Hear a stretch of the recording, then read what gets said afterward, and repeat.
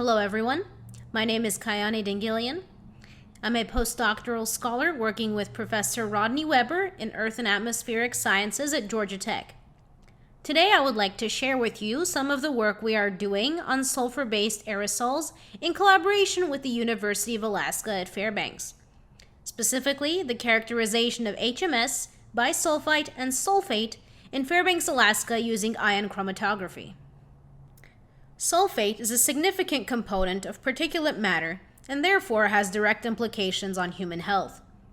Despite years of ongoing research, the sources of sulfate are not well understood under certain conditions, such as extremely cold temperatures and low light. These are both prevalent in Fairbanks, Alaska during the winter. Recent ion chromatography measurements suggest that a fraction of the ambient sulfate in Fairbanks is actually hydroxymethane sulfonate, or HMS. The HMS correlates well with sulfate and PM2.5. There are two main questions we are trying to answer through our research. The first, what are the contributions of HMS and bisulfite to the measured sulfate? The approach is to quantify the percent of mass converted from sulfur 4 to sulfate in standard solutions. The second is whether the chromatogram peak identified as HMS in Fairbanks samples is really HMS, or whether it could be another sulfur 4 compound such as bisulfite or sulfite. We test the method of adding hydrogen peroxide to mixtures of HMS and bisulfite as one way of calculating the fraction of each in the original sample. Results from both of these inquiries will be applied to the analysis of ambient samples in Fairbanks in the upcoming campaign.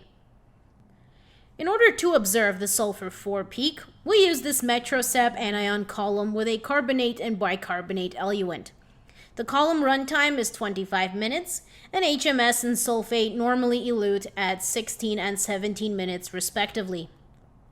The HMS and sulfite stock solutions were prepared with the sodium salts, and the bisulfite standard was purchased as a pre-made 1% aqueous solution.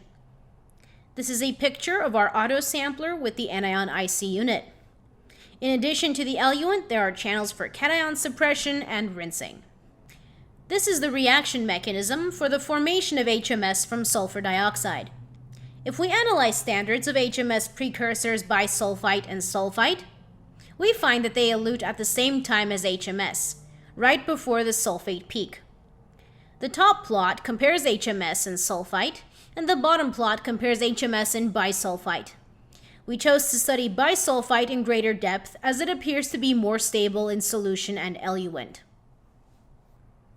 To quantify the contribution of HMS and bisulfite to sulfate in IC analysis, we performed calibrations of the sulfur 4 compounds and sulfate separately and calculated the mass of sulfate generated by both species.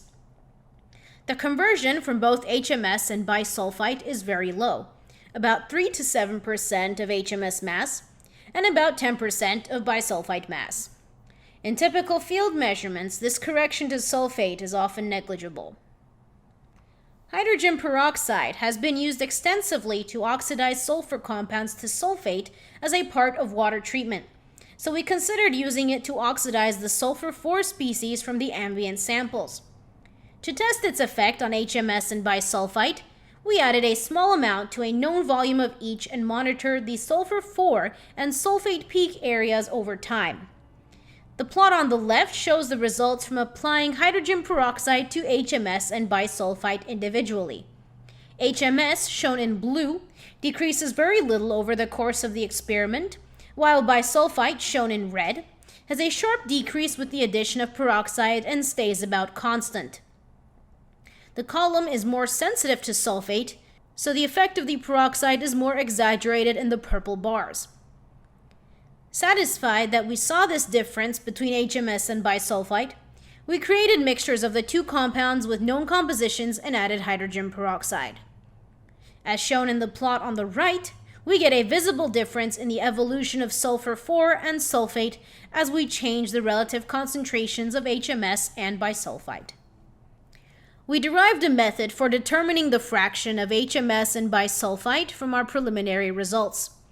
The first step is to create equal mass concentration stock solutions of both species. Next, we measure the areas of sulfur 4 and sulfate in 2 sets of experiments, one with water and one with hydrogen peroxide. It is important to find the right balance between sulfur 4 conversion and sample dilution. We found that our optimal amount was 1 milliliter of 750 parts per billion weight of hydrogen peroxide, and our control was a sample with 1 milliliter of water. We recorded the difference in areas between the sulfur 4 compounds with water and the peroxide. Next, we repeated this process on the sample, which for testing our method was a series of known mixtures of HMS and bisulfite, and calculated the difference in areas there. We assume that the change in sulfur 4 area is a linear combination of the changes in HMS and bisulfite, and that the change in sulfate area is that of the sulfate produced from the oxidation of each. We applied the method to 4 known mixtures of HMS and bisulfite, and these are the results. The blue circles and red squares represent the difference in peak area between the application of water and hydrogen peroxide for HMS and bisulfite respectively. The purple triangles represent the differences for the HMS and bisulfite mixtures, and, as expected, they are bracketed on one side by HMS and on the other by bisulfite. The x-axis represents time, but also the fraction of bisulfite. As the relative amount of bisulfite increases, the measured area difference moves closer to the bisulfite point expected for that timestamp. Using the values of the sulfur 4 and sulfate peaks, we calculated the fraction of HMS in each of the mixtures and compared them to the known values. The results from using the sulfur 4 and sulfate data are similar. The error in the method is about 20% if the sample is analyzed within 50 minutes, and this increases to about 50% by 100 minutes.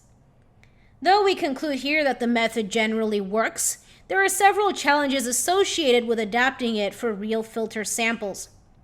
The first is that the reaction with hydrogen peroxide evolves over time. It is important to characterize the difference in the sulfur 4 and sulfate peak areas within the same time frame that sample analysis is going to occur. The second is bracketing the range of sulfur 4 observed in filter samples. In the method, we used 5 milliliters total of sulfur 4 species, but for ambient samples, we would likely need to perform several sets of measurements to account for lower levels of sulfur 4. This would also affect the amount of hydrogen peroxide used, as the method is meaningless if the amount added converts all of the HMS and bisulfite present. A third challenge is that additional sources of sulfur 4 may be present in the ambient samples, throwing off the expected changes in both sulfur 4 and sulfate. This would require further testing and the use of an additional reagent that would once again react with 2 of the species so we can characterize their response. In summary, there is a peak observed in ion chromatography measurements before sulfate in ambient samples from Fairbanks assumed to be HMS. We show that this peak may also be interpreted as sulfite or bisulfite, as all compounds coelute at approximately 16 minutes in a carbonate and bicarbonate eluent. Between sample preparation and measurement, HMS and bisulfite contribute little to the observed sulfate peak, about 5 and 10% respectively, while sulfite has high conversion. In order to develop a method for calculating the fraction of HMS in samples, we created known solutions of HMS and bisulfite and characterized the oxidation by hydrogen peroxide. HMS shows little oxidation, while bisulfite readily reacts. We use these responses to distinguish between the 2 sulfur 4 compounds in mixtures ranging from 80% HMS to 20% HMS. This method yields results with about 20 to 50% error. I would like to acknowledge the following people and organizations: from Georgia Tech, Professor Rodney Weber and Dr. Michael Battaglia, and from the University of Alaska at Fairbanks, Professor Jing-Chu Mao and James Campbell. Funding sources are NSF and NASA. Thank you for watching and have a nice day.